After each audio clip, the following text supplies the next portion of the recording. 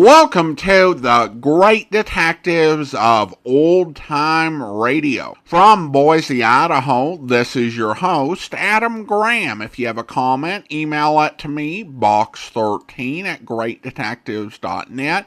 Follow us on Twitter at Radio Detectives and check us out on Instagram, instagram.com/Great Detectives. If you're enjoying the podcast, please follow us using your favorite podcast software.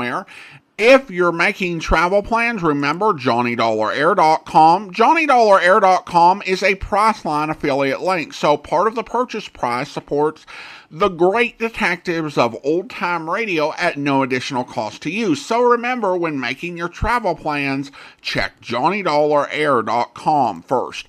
Well, now it is time for this week's episode of yours truly, Johnny Dollar.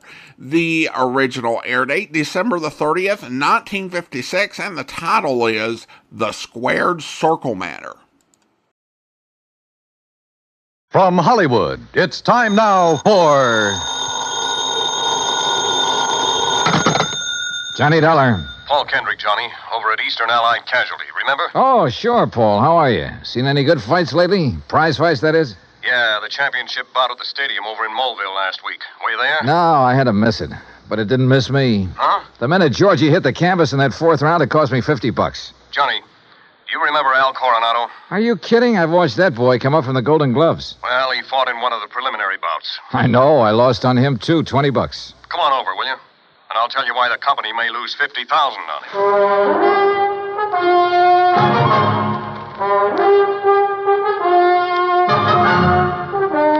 Bob Bailey in the exciting adventures of the man with the action-packed expense account, America's fabulous freelance insurance investigator. Yours truly, Johnny Dollar.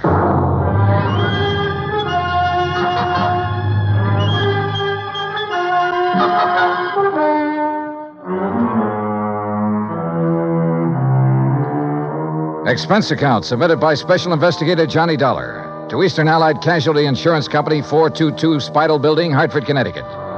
Following is an account of expenses incurred during my investigation of the Squared Circle Matter. Expense account item 1, $1.10, cab from my apartment to the offices of Eastern Allied. When I got upstairs into his personal cubicle, I found Paul Kendrick pacing the floor. Sit down, Johnny. Have a drink if you want one. No, thanks. Hey, looks like you're the one who could use a drink. What are you worried about? Don't tell me you've been hitting the company till for big money to bet on the fights. Johnny, I'm worried about murder. Listen. I'm all ears. How long since you've seen Al Coronado fight? Oh, 6 months, a year, maybe. But before that, when he was working all the local arenas, you and I were present every time he put on the gloves. So? We knew him when he had reflexes quick enough to... Well, do you remember how he'd show off by picking a fly or mosquito out of the air, grabbing it between his fingers without even hurting it? Yeah, sure. He was no metal giant, not by a long shot, but he had the fastest eyes and hands I ever saw in a man. Right. But something has happened to him, something very wrong, and I think I know what it is. Listen. I'm listening. A few years ago, his manager, Ricky Malone, took out a $50,000 policy on him. Annuity. So what? A lot of managers take out policies on their boys. And then get him killed? Look, Al is fighting again tomorrow night in a small town outside of Joplin. Joplin? Missouri? A little place just across the state line. Johnny, I want you to be there. You mean as a sort of bodyguard? I want you to see the fight, that's all. See Al Coronado fight. Yeah, but this murder correct. I'm having a copy of the policy made, and you can pick it up at the Joplin post office. General delivery. Now, Paul... I know. I may be all wrong. This may only be a hunch, without a single legitimate reason for suspicion. That's why I took a whole week to think it over before calling you. That's why I want somebody who knows Al as well as you and I do to... Look, will you go down there and see him? Well, We'll pay the freight. Pad your expense account, anything you like. Oh, now that's an attractive But do offer. it, Johnny. Will you?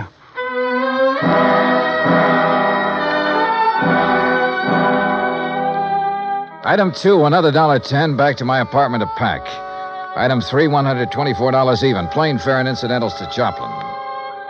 By your leave, Paul, the incidentals included a new sports shirt loud enough to startle the whole state of Arizona, an extra pack of razor blades, and a new toothbrush. Also, item 4, $3, flowers for the stewardess, who managed to find me an extra bottle of champagne. I arrived at Joplin shortly before noon, and after checking into a hotel, found that by some miracle, a copy of Al's policy was waiting for me at the post office. A quick glance at it brings up item 5, $4.25 phone call. What do you mean, holding out on you? I thought you said Ricky Malone took out the policy. He did, and pays all the premiums. But the beneficiary named is Frankie Fortina. Now, who's he? I don't know yet. Well, his address is in New York City. You better look him up, will you? I've been trying to. But the last time Fortina was at the address on the policy, it was a racetrack bookie joint. Oh, so that's why you're worried. Well, that's one reason. Well, if you learn anything about him, let me know, will you? I'm staying at the Beverly Arms. Okay, Johnny. Johnny. Yeah? Call me again, will you? After the fight tonight. Sure.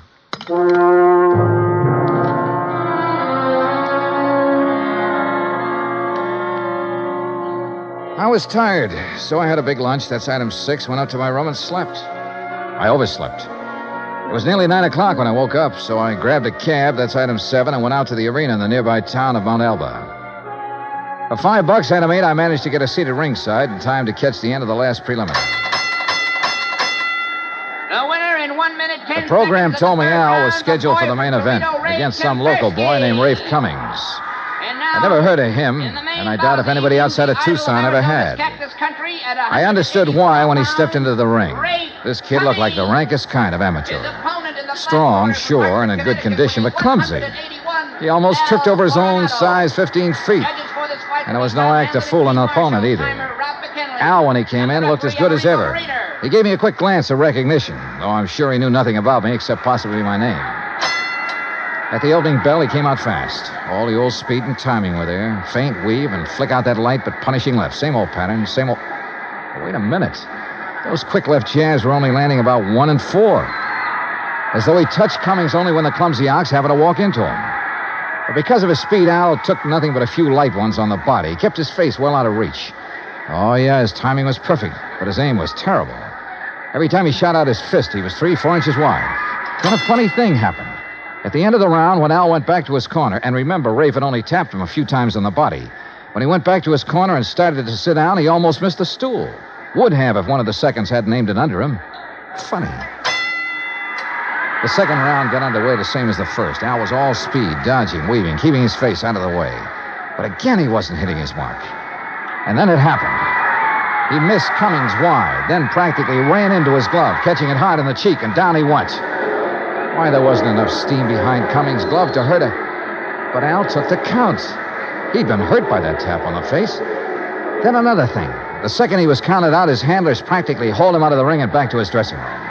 And believe me, Al looked terrible. His eyes had a strange, almost far-away look, as though that little smack had knocked his brains loose.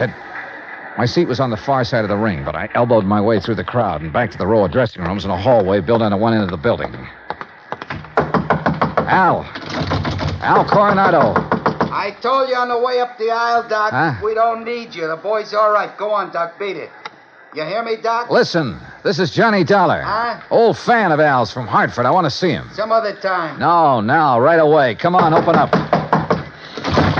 I said some other time. Don't you understand? We're pulling out of this, Berg, and we ain't got time to stand around and talk. Now, look, buddy. Malone's the name. I'm Al's manager, see? And when I say get out, I mean vamoose. Al, are you okay, boy? This is Johnny Dollar. Oh, no, you don't. Brother, that's where you're wrong. Hey, Al. Al. Good Lord, Al, what's the matter with you? Oh, hello, Johnny. Hey, Al, look at me. No, I mean straight at me. Here. Al. I'm all right, Johnny. You're in bad shape. You should never have fought tonight. Oh, that's all right. Where are your seconds, your trainer? Ricky, he don't let nobody in after fight. Look, Al, can you get up off that table, stand up and walk? Oh, sure, Johnny. Then come on, I'm taking you out of here to No, a doctor. Johnny. Easy, Al. No, look behind Al, you, Rick. please, he's come on. up, he's got it. You bet I am, Dollar.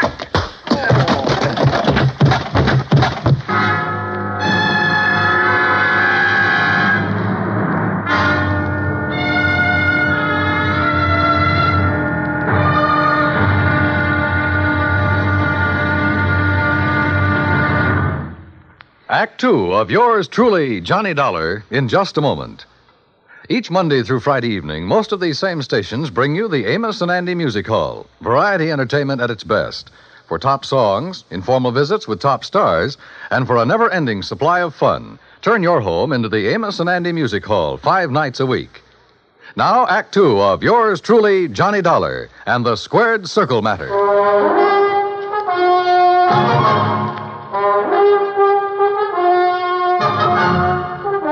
When I came to, the dressing room was dark and quiet.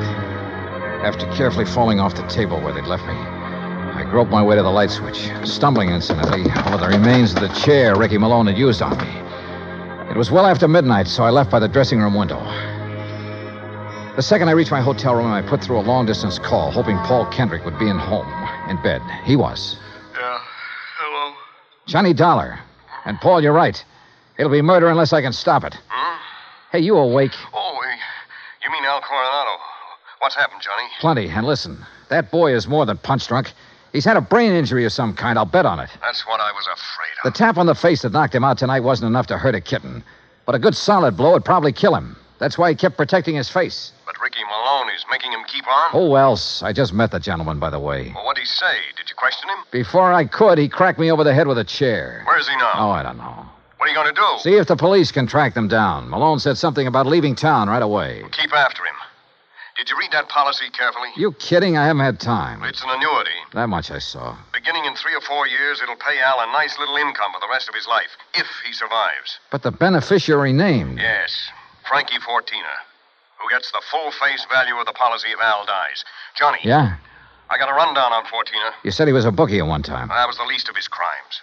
He has a record as long as your arm. As I see it, he owns Al Coronado. Then you're probably thinking what I am. But Al hasn't been doing so well lately. He's taken a big drop in class. Isn't making the purses he used to.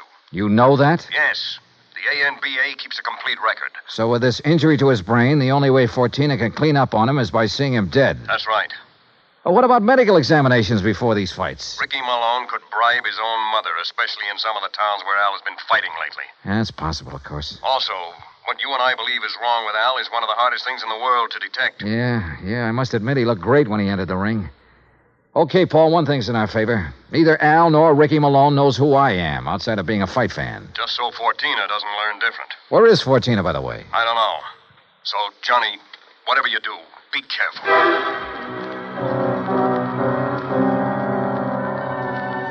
Expense account item 9370 for a couple of phone calls, some breakfast, and a taxi to police headquarters. I'll say this for the Joplin police. When they go into action, they really get things done. Within less than 2 hours, Sergeant Danny Ruskin dug up all the information I wanted. Well, that ties in with what Conroy found out at the airport. No, that does it, Herm. Thanks very much. Something? Well, I think it gives us the whole story, Johnny. Al and his manager, Ricky Malone, checked out of their hotel, the Rayberry, at 1 o'clock this morning. Just the two of them? Right. There was no third party by the name of Fortina or anything else, just the two of them. They caught the 140 plane for Oklahoma City. Oh. And there they bought tickets routing them to Monterey, Mexico. Mexico? How soon can I get a plane? Going down there, huh? I told you, I gotta save that guy's life. All right, look, in Monterey, look up Sergeant Romelia Garcia, Main Homicide Division. You mention my name, he'll give you anything you want. Good. Now, what about that plane?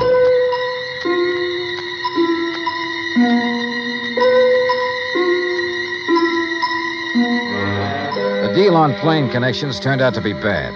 The best time I could make was by way of El Paso. That's item 10, $127, including incidentals. I finally pulled into Monterey shortly after 8 p.m. I parked my bag at the airport, taxied into town, item 11, and went straight to main headquarters of the Policia. Sergeant Romelio Garcia was off duty. Had gone to the fights. Item 12, $4 American for a fast taxi ride to the Plaza del Fisticuffs, or whatever they call it. There, for item 13, $5, I had the sergeant paged over the PA system. After 2 or 3 minutes, a short, stocky, important-looking figure in police uniform strode up to the door. Senor Johnny Dollar? Yeah, that's right, Sergeant. How are you? You Americanos. Now, what is so important I must leave the excellent fights to talk with you, huh? The possible murder of an American fighter right here in your own ring. So what is that to be excited about? Something that happens all the time. It's because the Mexican fighter is more better than the Americano fighter. So if that is all it is bothering Incidentally, you... Sergeant Danny Ruskin of the Joplin Sergeant Police. Danny. Why do you not say so at the beginning? Well, you didn't give me much of a chance. How is it, my good friend, Sergeant Danny? Pues it's too long I have seen here. Yeah, well, look. Excellent man, Sergeant Danny. When I have trouble with one of our Mexican nationals who escape across the border and go all the way to Missouri, Joplin, it's Sergeant Danny who... But you have a problem, eh? Yeah. A fighter named Al Coronado. Coronado.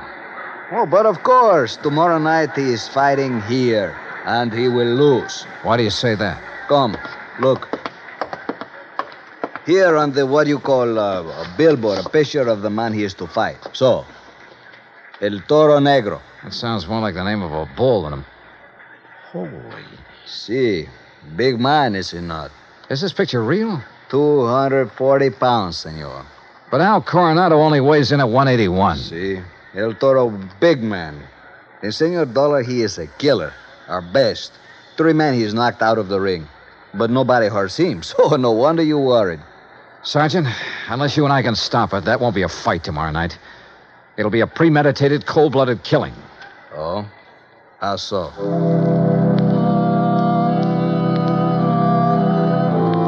I showed Garcia my credentials, then told him what I knew and what I suspected. But until we have proof of this, senor, to start what you call an international situation, you are not now in your own country, you know. Still, he agreed to cooperate. First thing, of course, was to locate Al and his manager. In this city of nearly 200,000, that could be pretty rough. But he said he'd try. He drove me by the airport to pick up my bag, then to a hotel. And there, as the bellhop unlocked the door of my room, I got a real break. The next door down the hall opened. Hey, kid, how'd you like to bring me up a glass of warm milk, huh? Al Coronado. Huh? Oh, hi. Here, boy. Just put in my bags inside and leave the door open. Gracias, senor. Hey, Al, are you alone? Oh, sure. Hey, you're Johnny, ain't you? Yeah, that's right, Johnny, and I want to talk to you. I used to see you ringside all the time up in Hartford, huh? You saw me in Joplin, too. Only you don't remember. Where's Ricky Malone, your manager? Oh, he said he had to go meet somebody. He's always going out. Look, Al, I'm an insurance investigator. Oh, I got some insurance. Yeah. One more fight and somebody's going to collect it. No, Johnny, that's my retiring money. The only one who'll retire on it is Frankie Fortina. Hey, Frankie, he's my owner. You know him? Hey, who takes all the aspirin around here? Me. I get a lot of headaches all the time. Maybe that's why I ain't been hitting so good lately. Yeah. Here, catch this bottle. Hey, now... now look what you did. No, Al, you look what you did. You missed that bottle by 3 inches. For the same reason you haven't been hitting well, why you have these headaches. All right, I'll give it to you straight. You've had a brain injury, Al. One good wallop on that head will kill you. And that's just what Ricky and Fortina want. No. Ricky always says to keep my head protected, so you must be wrong. Am I? Well, Ricky's good to me. Why, you numbskull, he's trying to get you killed. Johnny, you're all wrong. You know the man you're up against tomorrow night? Well, I know his name. Well, he's the one scheduled to finish you off. Johnny, I don't believe that. Al, listen, you gotta believe it. Now, where's the telephone? Here. Who you gonna call? Hello, this is an emergency. Get me Sergeant Romilio Garcia at Central Police Headquarters. Cops? That's right, Al, and a doctor. No, look, Ricky says to stay away from doctors. All they can do is stop you from ever fighting again. And that would make you worth just $50,000 less to Frankie Sergeant Johnny Dollar. I found Al. Hotel room right next to mine, room 915. Bring a doctor, a brain specialist if you can, even if you have to drag him out of bed. Oh, look, we'll fight the international situation when we come to it. You get a doctor up here, you hear me? You hang up or I'll blow your head off. Well, Mr. Fortina, I believe. Frisk him, Ricky. Sure, boss. He's clean. Huh?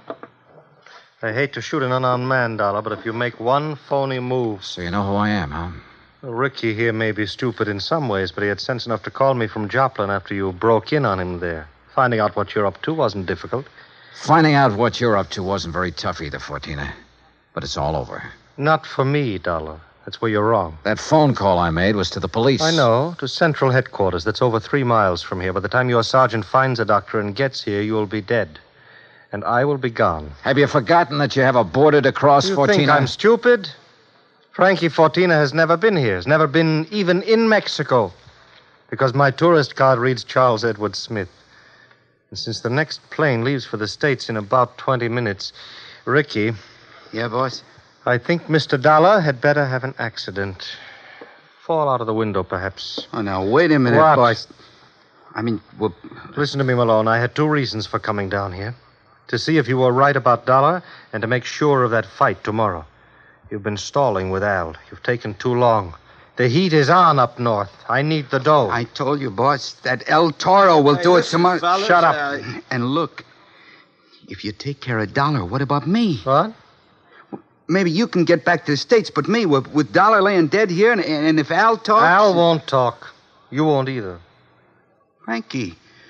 Dollar has given us a perfect setup. He came here to Al's room. You found him here. You had a fight. Dollar ends up in the street below. But what happens to me? Haven't then? I always taken care of you in the past when you were working for me? You know what will happen if you ever try to cross me. No, All right, listen, all right, Frankie. all right. I have contacts down here. I have plenty of them. I have lawyers, good ones. It's going to be self-defense, pure and simple. But what if Al talks? I told you before, Ricky. You've taken too long with him. Frankie, listen. While I hold this gun, you're going to take care of Al, too. The way you should have a long, long time ago in his Frankie, fights. I don't No, understand. no, listen to me, Frankie. You listen. I You've can't been do in it. this whole thing just as deep as I have, and deeper. Because you're the one who's kept Al fighting. You've paid off all those phony medicos. You set him up for this El Toro tomorrow night. You'll do it, Ricky. No. Then I'll use the gun on all three of you. Frankie. You're out of your mind, Fortina. Am I? It'll still look like a fight between you and Ricky. Boss. Al just happened to get hit accidentally by the gun that will be found beside your body. Boss. Boss, I'll do it. You bet you will. I'll do anything you say if you just help me get out of it. Okay. Go ahead. Dollar is first. And, brother, if you think it's going to be It's easy... either the window or this gun, Dollar. So far as you're concerned, I don't care which. Go on, Ricky. Okay, Just remember, boss. your own life depends on it. You bet I... Play dirty, will you? The window, Ricky. The window, I said. Remember, it's your own life, Ricky.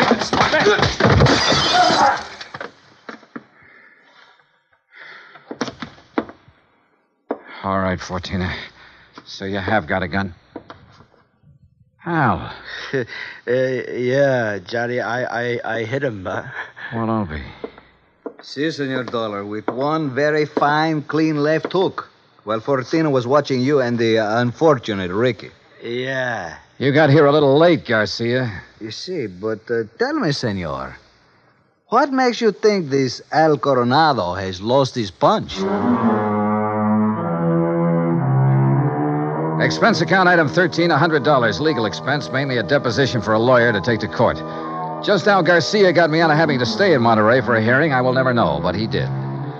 As for Al Coronado, I suggest the company make some adjustment in his policy that'll permit paying his annuities immediately. And why not? The company should have investigated more thoroughly before issuing this policy anyway. And if it doesn't show a little heart, but I'm sure it will. Item 14, $224.50, hotel and incidentals and transportation back to Hartford. Expense account total, $491.20. Yours truly, Johnny Dollar.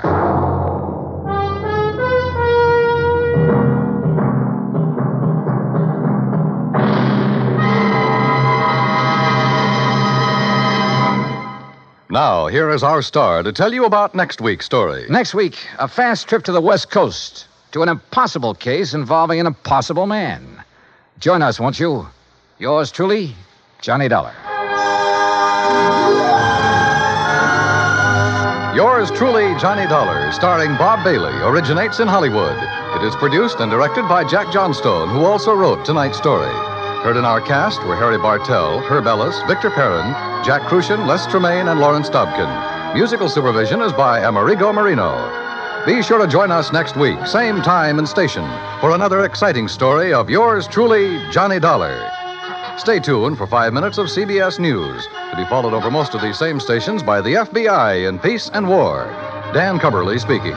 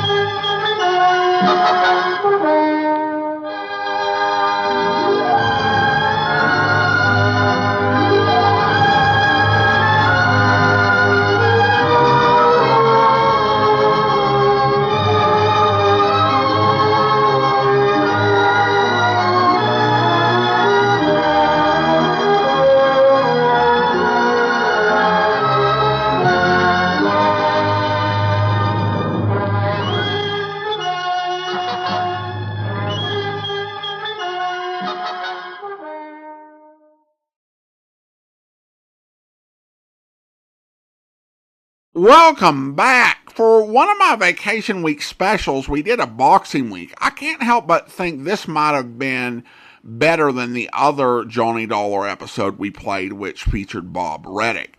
This was a good episode, although I think it was rushed. Johnstone's approach here was he realized he was running out of time, so he just had the bad guy staying at the same hotel as Johnny, which is a bit improbable given that Johnny's going to be traveling in style. And I think at this point, Al's manager was operating on a much more limited budget. But it was an enjoyable ride regardless. I did have one question in the final fight scene. Of course, Al hitting Fortina got Mask and all the other punches. Still, it seems Fortina should have made some noise. Of course, Fortina was right in general about the police not being able to get there in time, but wrong in this case, as this is a Jack Johnstone script, and the police always show up far quicker than you would expect if they were following basic speed laws and traffic safety, or the laws of physics for that matter. I do think this episode does a good job setting up its scenario and also exploring the idea of how traumatic brain injuries can affect boxers, and certainly we're hearing more about that in other sports these days, and I like the idea that the effect was subtle enough that Johnny didn't notice at first. Well, now we turn to listener comments and feedback, and we start out with a comment on the Great Detectives website. Listening to your summary, and this comes from Tim, I should say, listening to your summary after the burning car matter, you seemed annoyed at the plot device of two sets of twins, the sisters and Johnny and the brother, almost indignant. Who would use such an improbable plot twist? William Shakespeare, that's who. The Comedy of Errors featured two sets of twins, two masters, and their two servants, both separated at birth. Even more improbably, each twin name has the same name, Antipholus of Ephesus and Antipholus of Syracuse, each served by a name called Dromio. Confusion reigns and hilarity ensues. You'd think their parents would have given them distinct names when they were born. Seems awfully careless to send them on separate sea voyages to sink and be presumed dead. Haven't seen the play myself. I suppose he worked out the plot hole somehow. Anyway, the play's been performed for 400 years, so in the right hands, this creaky plot device still seems to work. Well, thank you so much. I appreciate the comment, Tim. I did actually see the play as I'm reading your description. It was back in 2002, and it was a Shakespeare in the Park production that was put on at my old alma mater, Flathead Valley Community College. I don't remember the details, but it was fun. Could it be that a comedy of errors somehow inspired this idea of Mr. Johnstone? Maybe. I think people tended to take more heed and be more interested in Shakespeare and other classical stories, particularly if you were working in an industry related to theater. That said, I don't think it works quite as well, mainly because Comedy of Errors is kind of this uproarious comedy. And maybe it would have worked better if this episode, if the burning car matter had been played as a bit more jokey and light, like some of the later Johnny Dollar episodes. This was played a bit more seriously, which requires us to kind of think, okay, is this really plausible? That plus Johnny didn't have any relation to Mr. Carr. So again, I think that it doesn't really work well within the genre. But I think you could find a way still to make it work within the context of a comedic story.